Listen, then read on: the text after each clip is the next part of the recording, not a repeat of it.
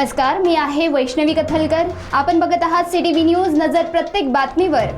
हिंदी आणि मराठी भाषेत बातम्या प्रसारित करणारे जिल्ह्यातील एकमेव चॅनल, स्पॉन्सर्ड बाय स्वकर्ता असोसिएट्स। आणि आता पाहूयात गेल्या 24 तासातील बातम्या पटापट। महायुती सरकार राज्यात स्थापन झाल्यानंतर सुरुवातीला मंत्रिपदावरून नंतर पालकमंत्रीपदावरून प्रचंड घमासान झाली आणि पालकमंत्र्यांच्या नियुक्ती झाल्यानंतर 2 जिल्ह्यातील पालकमंत्र्यांचे पद रद्द करण्याची नामुष्की महायुती सरकारवर आली। यामुळे राजकीय वर्तुळात चर्चेला पेव फुटले असून महायुती सरकारमध्ये सर्व काही आलबेल आहे असे चित्र सध्या तरी दिसत नाही आहे। ताडोबांधारी व्याघ्र प्रकल्पाच्या बफर क्षेत्रात सोमवारी संध्याकाळी सुमारे 1.5 वर्षाच्या वाघाचा मृतदेह आढळला।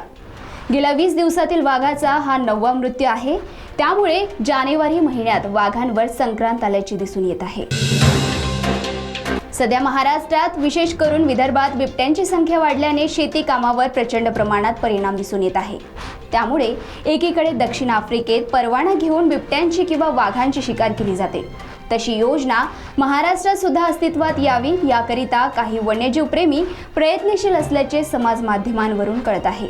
यावर शासन काय निर्णय घेते हे बघणे औत्सुक्याचे ठरेल।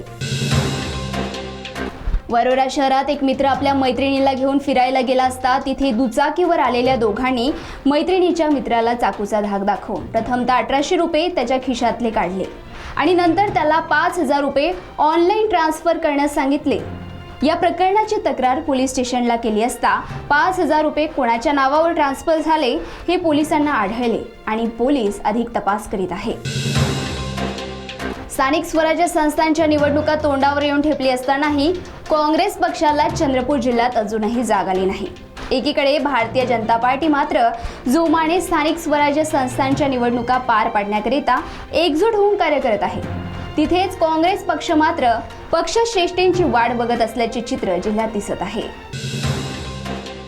सध्या पालकमंत्री पदावरून जो वाद निर्माण झाला आहे त्यात विरोधी पक्षनेते विजय वडेट्टीवार यांनी उडी घेतली असून गडचिरोली जिल्ह्याला 3 पालकमंत्री लाभावे अशी खरमरीत टीका त्यांनी केली आहे। यावेळी ते बोलताना म्हणाले की जर 3 पालकमंत्री या जिल्ह्याला लाभले तर जिल्ह्याचा 3 तर्फे विकास होईल आणि 3ही पालकमंत्र्यांचे एकमेकांवर लक्ष असेल। झाला तर विकास होईल, नाही तर बट्ट्याबोळ होईल असेही वक्तव्य त्यांनी शेवटी केले। गडचिरोली जिल्ह्यात गोवंश तस्करी प्रचंड प्रमाणात वाढली असून नागपूर, चंद्रपूर किंवा इतर ग्रामीण भागातून गोवंश चोरी करून त्यांची तस्करी करण्याच्या घटना उघडकीस येत आहे।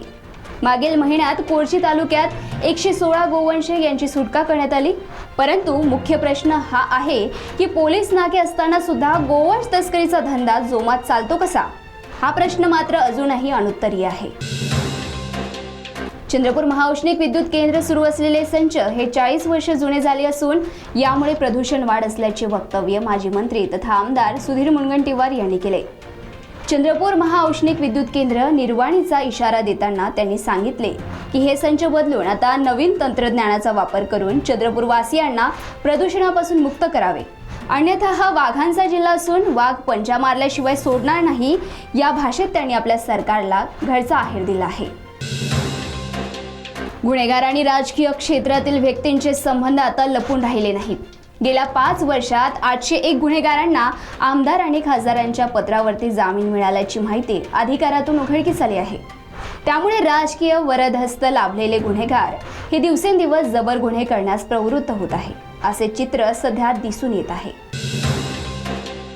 छत्तीसगड ओडिशा सीमावर्ती भागात नक्षलवादी आणि पोलिसांच्या चकमकीत 12 नक्षलवादी ठार झाल्याचे वृत्त हाती आले आहे। संयुक्त आंतरराज्य कारवाईत पहाटेच्या दरम्यान 12 माओवादी ठार झाले असून यात मृतांची संख्या वाढू सुद्धा शकते। तर या होत्या आजच्या पटापट बातम्या। लवकरच भेटूया पुन्हा काही नव्या बातम्यांसह।